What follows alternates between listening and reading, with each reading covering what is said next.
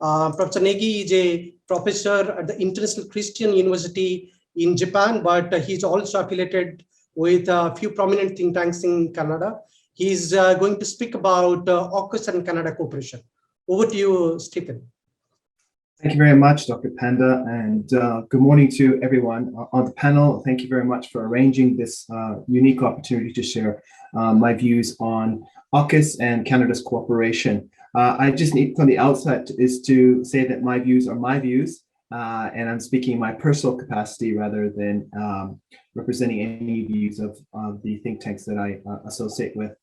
So I think first and foremost, we should understand the AUKUS agreement as, of course, a nuclear submarine agreement and cooperation between the United States, the UK, and Australia. But I think more importantly and critically, and James mentioned this in his initial comments, that it's really about creating a firewall of technological cooperation in critical areas that I think are going to be the forefront of competition within the Indo-Pacific. And if you take a look at the initial statement by President Biden and the Prime Minister Morris and Prime Minister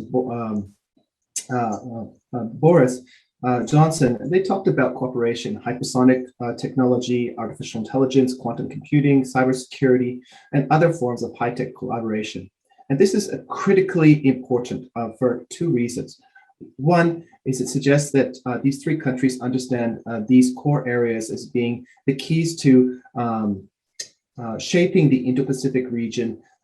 These are the key tools that will be shaping the Indo-Pacific region, and that they need to invest the resources into those core areas of technology. And I see this as also and this refers to my second point, as a critical area where non-AUKUS members can plug in or bolt in and provide their comparative advantages to, again, create a set of like-minded countries that are participating in the key technologies that are going to shape the Indo-Pacific region, and as James mentioned, the Atlantic Pacific region, or however we want to call this new emerging geopolitical context.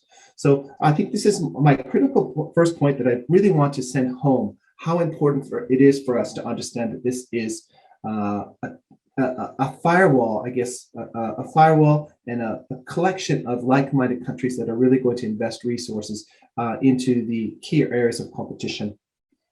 From the Canadian standpoint, and why I started with that, I think this is really important because it provides opportunity for Canada to plug into the AUKUS agreement and leverage its comparative advantages to help with the development of cybersecurity or AI and quantum computing. And while it's not well known, Canada does play a leading role, and it already has existing research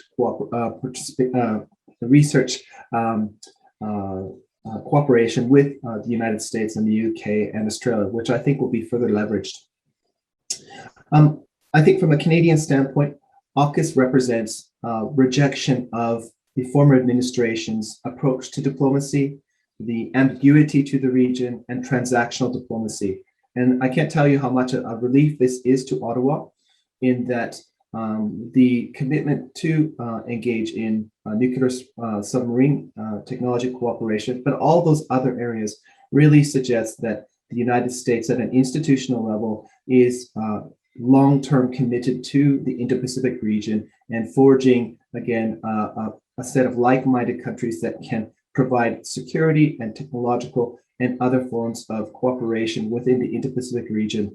And from Canada's standpoint, this is really, really critical. The former administration created challenges in terms of how Canada was thinking about the United States' commitment to its security partners within the region, to its commitment to the Indo-Pacific, and its willingness to compete, not just in the security realm with China, but committing to technology and economic competition. And I think that these are the core strengths of China, and these are the core areas that we really need to focus on if we're going to outcompete China. My third point refers to how I think there's a lot of parallels in how Canada looks at AUKUS and the quadrilateral security dialogue. And I think this is important. Canada does not form part of these organizations or these partnerships, but Canada is already demonstrating its capabilities to plug in or bolt into both of these initiatives. In January 2021, Canada plugged into the Quadrilateral Security Dialogue Sea Dragon 21 exercises to demonstrate its commitment to providing maritime domain awareness activities. Just this past week, we've had joint operations between Canada, Japan, the UK, and other partners within the South China Sea.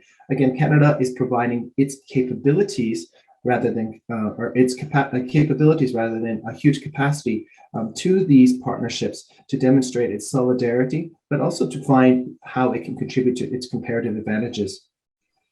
Canada also has a track record of collaborating within the region in terms of the NEON exercises in the Japan Sea, in terms of sanctions invasions, and I think that these are complementary activities that fit within whether it's AUKUS or the Quadrilateral Security Dialogue. Being conscious of time, I'd like to just move forward in terms of how I think Canada is going to move forward in terms of the AUKUS agreement. And I use the expression moving from being a bystander to a stakeholder. And I see this as being a potential model for whether it's France or Germany or other countries in terms of thinking about AUKUS, as well as the Quadrilateral Security Dialogue, is that we need to become stakeholders by leveraging our comparative advantages to add value to these agreements. And that doesn't necessarily mean adopting nuclear submarine technologies, but delivering practical and concrete and operational deliverables in the areas of research and technology.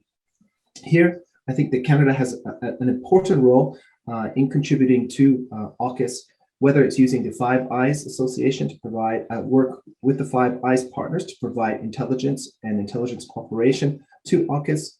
But I do think that Canada also can provide a framework to promote collaboration and research consortiums in the area of AI, quantum computing, and other areas that I think Canada can provide a comparative advantage. Here, I don't think Canada can work alone. It needs to advocate for the participation and the collaboration and cooperation with other like-minded countries. That could be Japan, could be South Korea, it could be European partners as well.